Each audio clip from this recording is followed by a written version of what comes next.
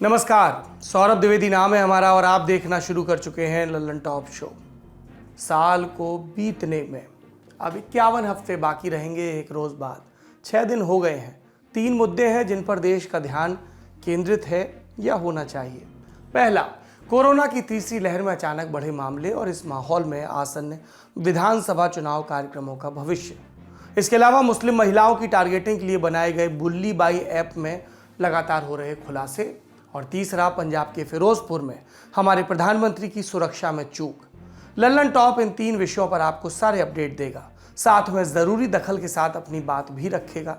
शुरुआत की जाएगी इस सवाल से कि भारत में सबसे सख्त सुरक्षा के पहरे में रहने वाले प्रधानमंत्री नरेंद्र मोदी का काफिला जिस तरह एक फ्लाईओवर पर रुका, उसमें गलती आखिर किसकी थी। 5 जनवरी के शो में हमने पंजाब में प्रधानमंत्री मोदी की सुरक्षा में बड़ी चूक के मामले में आपको तफसील से जानकारी दी थी। दर्शक जानते हैं, पीएम मोदी को पंजाब के फिरोजपुर में एक रैली को संबोधित करना था और कई कार्यक्रमों की आधारशिला रखनी थी, शुरुआत करनी थी।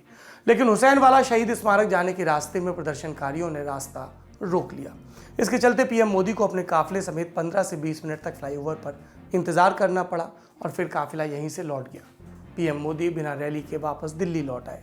इसके बाद केंद्रीय गृह मंत्रालय ने पंजाब सरकार से विस्तृत रिपोर्ट के साथ सुरक्षा में हुई चूक की जिम्मेदारी तय करने और सख्त कार्रवाई को कहा। अपने बचाव में पंजाब के मुख्यमंत्री चरणजीत सिंह चन्नी ने खेद तो प्रकट किया, पर साथ में यह भी जोर दिया कि पीएम ने सड़क रास्ते से जाने का फैसला अचानक से लिया था और इसीलिए यह पंजाब पुलिस की विफलता का नतीजा नहीं था।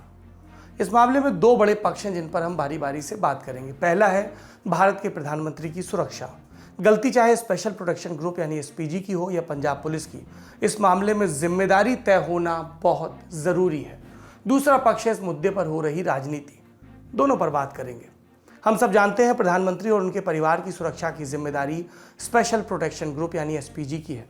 जब हमारी प्रधानमंत्री इंदिरा गांधी की हत्या उनके ही सुरक्षा कर्मियों ने कर दी थी, तब यह फैसला लिया गया था कि एक ऐसी एजेंसी की जरूरत है जिसका सिर्फ एक काम हो, भारत के प्रधानमंत्री की सुरक्षा। इस एजेंसी का नाम पड़ा है स्पेशल प्रोटेक्शन ग्रुप यानी एसपीजी। इसने 1985 से काम करना शुरू किया। इसका मोटो है शौर्यम समर्पणम सुरक्षणम। एसपीजी के गठन के बाद से आज तक उसका रिकॉर्ड बेदाग है। ऐसा नहीं कि कभी कोई चूक नहीं हुई, लेकिन हर बार चूक से इस दस्ते ने आगे के लिए सबक लिए। मसलन 2 अक्टूबर 1986 को प्रधानमंत्री राजीव गांधी और राष्ट्रपति ज्ञानी जैल सिंह को राजघाट पर बापू को श्रद्धा सुमन अर्पित करने थे। तब करमजीत सिंह नाम के एक शख्स ने छिपकर थोड़े थोड़े अंतराल पर पेड़ से 3 गोलियां चलाई थी, पर कोई हताहत नहीं हुआ था और अंततः करमजीत को पकड़ लिया गया था। एसपीजी के इतिहास में ये निर्विवाद रूप से सबसे क्लोज कॉल था। 1987 में फिर राजीव गांधी पर श्रीलंका में हमला हुआ जब वो गार्ड ऑफ ऑनर का निरीक्षण कर रहे थे। एसपीजी आज जिस तरह पीएम की सुरक्षा करती है वो ऐसे ही अनुभवों से तैयार हुई है और इसी का नतीजा है कि आज तक एसपीजी की सुरक्षा में कोई हताहत नहीं हुआ। इसकी फिलॉसफी है जीरो एरर और कल्चर ऑफ एक्सीलेंस, यानी कोई चूक बर्दाश्त नहीं और हमेशा अपने प्रोटेक्टी की सुरक्षा के लिए सर्वश्रेष्ठ परंपराओं का पालन। आमतौर पर तस्वीर के फ्रेम में अगल बगल नजर आने वाले एसपीजी अधिकारियों का कैसे खतरों से पाला पड़ता है, ये आप उन्हें मिले अलंकरणों से जानिए। शौर्य चक्र, 43 president medal, 323 police medal meritorious service के लिए। ये सारी बातें आपको हमने इसलिए बताई ताकि आप समझ सकें कि हम जिस एजेंसी से जवाब मांग रहे हैं उसका पिछला रिकॉर्ड क्या है। हम ये जानना चाहते हैं कि ये कब तय हुआ कि प्रधानमंत्री हुसैनी वाला जाएंगे। इस बारे में एसपीजी की तैयारी क्या थी। जब हेलीकॉप्टर से जाना संभव नहीं रहा तो फिर अपने वीआईपी को हवाई अड्डे से बाहर निकालते हुए क्या एसपीजी ने ये मालूम किया था कि रास्ता सैनिटाइज कर लिया गया है, यानी पूरी तरह से सुरक्षित है। एसपीजी एडवांस सिक्योरिटी लाइजनिंग करती है।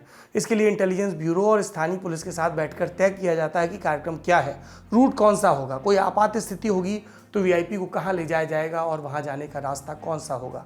हमेशा एक से ज़्यादा रूट रखे जाते हैं ताकि एक बंद होने पर दूसरे का इस्तेमाल हो।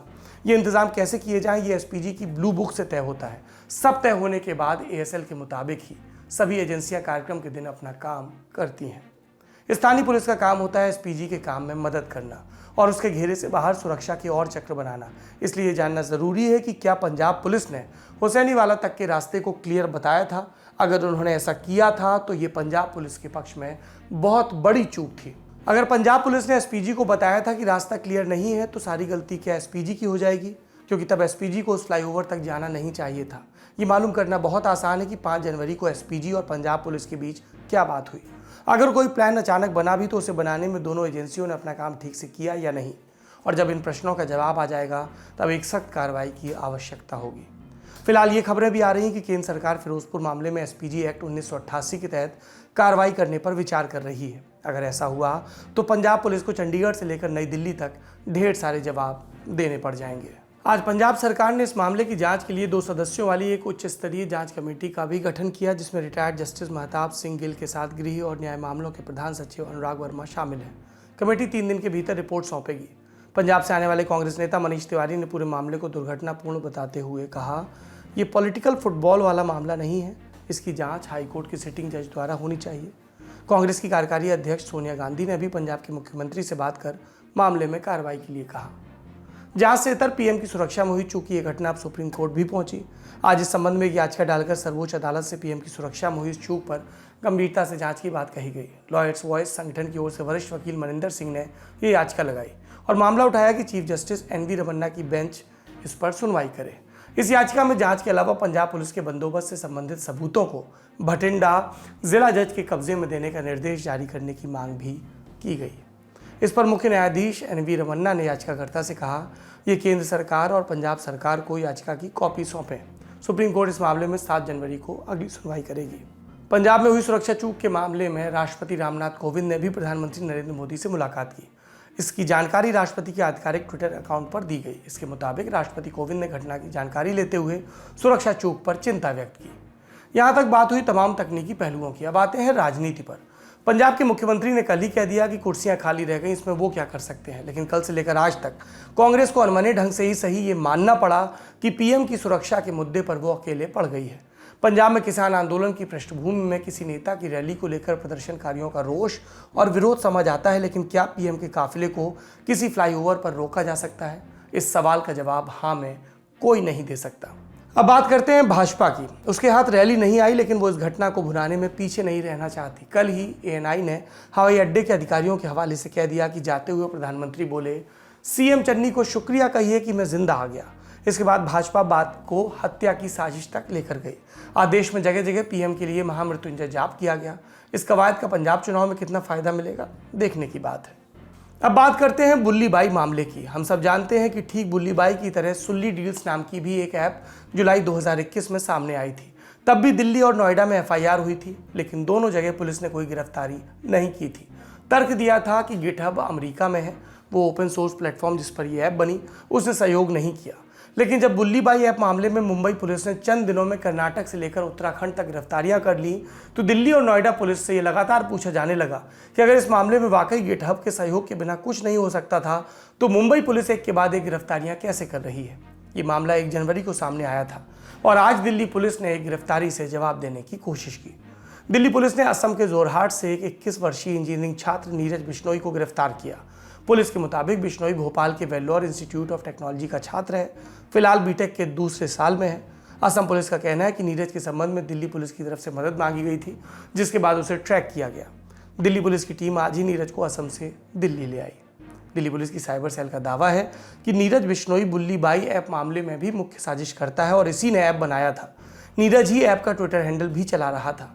वो बीते दिनों दिल्ली में ही था, लेकिन जैसे ही इस मामले पर शोर मचा वो जोरहाट चला गया। इससे पहले मुंबई पुलिस ने दावा किया था कि उत्तराखंड के शहीद ऊधम सिंह नगर से गिरफ्तार की गई श्वेता सिंह मामले की मुख्य आरोपी है। लेकिन दिल्ली पुलिस का कहना है कि श्वेता सिंह और बाकी 2 आरोपी विशाल झा और मयंक रावल वास्तव में नीरज बिश्नोई के इशारे पर काम कर रहे थे।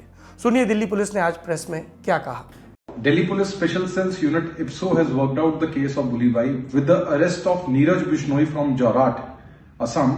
The mastermind and the person who had created this application on GitHub has been arrested. He has confessed about the creation of the application, and even the forensic remnants of the creation have been found in his laptop. He's being brought to Delhi via flight and will be produced in the court today for the police custody, and further investigation is underway. तो बुल्ली बाई का idea था किसका, श्वेता या नीरज बिश्नोई का? ये तय होने में कुछ वक्त लगेगा। वैसे ये अब भी जांच का विषय बना है कि इस पूरे काम में इन चारों के अलावा भी कोई था या नहीं। 18 से 21 साल के इन लोगों को किसने उकसाया और कौन इन्हें मेंटर कर रहा था? मुंबई पुलिस पहले कह चुकी ये सारे लोग एक बड़े समूह का हिस्सा हैं और इस समूह का पता लगाया जाएगा। अब बात करते हैं देश में कोरोना के मामलों पर अपडेट की। बीते 24 घंटे में देश में कोरोना के 90,928 नए मामले सामने आए। 325 मौतें दर्ज की गई। करीब 7 महीने बाद ऐसा पहला मौका है जब देश में कोरोना के 90,000 से ज़्यादा नए मामले सामने आए। अभी देश भर में कोरोना के 2,85,401 एक्टिव केस है। अब सवाल है कोरोना के बढ़ते मामलों के बीच 5 राज्यों में होने वाले चुनाव का।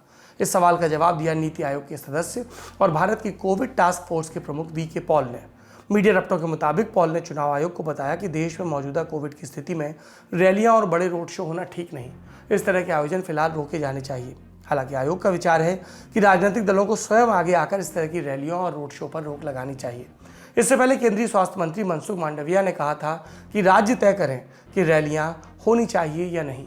माने सब जिम्मेदारी एक दूसरे पर ठेल रहे हैं। बिल्ली का पता सबको है, घंटी कोई नहीं बांधना चाहता। बीते साल 23 दिसंबर को इलाहाबाद हाईकोर्ट में एक क्रिमिनल मामले की सुनवाई करते हुए जस्टिस शेर कुमार यादव ने कोरोना के बीच चुनावी रैलियों को लेकर एक टिप्पणी की थी। उन्होंने पीएम मोदी से निवेदन करते हुए कहा था कि रैलियों में कोविड प्रोटोकॉल फॉलो करना संभव नहीं, इसलिए मुमकिन हो तो फरवरी में होने वाले चुनाव को 1-2 महीने के लिए टाल दिया जाए। अब कोरोना के बीच चुनाव कराने का मामला उत्तराखंड हाईकोर्ट में भी पहुंच गया है। हाईकोर्ट ने कोरोना के बढ़ते मामलों के बीच रैलियां और चुनाव स्थगन को लेकर एक जनहित याचिका पर सुनवाई की। याचिकाकर्ता ने अलग अलग राजनीतिक दलों द्वारा कोविड प्रोटोकॉल के खिलाफ की जा रही रैली की तस्वीरें इकट्ठा कर प्रार्थना पत्र पेश किया। उनका कहना था रैलियों से संक्रमण फैलने की आशंका है। सुनवाई के दौरान आयोग की तरफ से प्रदेश में सुविधाएं उपलब्ध नहीं होने की दलील दी गई। राज्य सरकार ने कहा कोविड से लड़ने के लिए तैयार है। फिलहाल हाईकोर्ट ने राज्य में विधानसभा चुनाव में वर्चुअल रैलियों और ऑनलाइन वोटिंग कराने को लेकर चुनाव आयोग और केंद्र सरकार से 12 जनवरी तक जवाब मांगा है। चारों तरफ रैलियों पर सवाल उठने के बाद चुनाव आयोग भी नए सिरे से मंथन कर रहा है। आज आयोग ने नीति आयोग और गृह मंत्रालय के साथ मंथन किया। बुलेटिन की तैयारी तक अलग अलग दौर में हो रही बैठकें जारी हैं, जिसमें चुनाव आयोग के साथ केंद्रीय स्वास्थ्य सचिव और आईसीएमआर निदेशक बलराम भार्गव भी मौजूद हैं। शो में आखिर में कू की राय। हमने पूछा था पीएम की सुरक्षा में चूक की जिम्मेदारी किसे लेनी चाहिए। केंद्रीय गृह मंत्रालय के पक्ष में 26% लोगों का वोट, 49% ने कहा पंजाब सरकार और दोनों की जिम्मेदारी है ये कहा 25% ने। अगर आप भी कू पर हमारे पोल का हिस्सा बनना चाहते हैं तो इस सोशल मीडिया ऐप पर लल्लन टॉप को फॉलो करें। अलग अलग मुद्दों पर अपनी राय भी दे सकते हैं #LT Show ऑन कू के साथ। आज के शो में इतना ही। अपना और अपनों का ख्याल रखिए। शुभ रात्रि।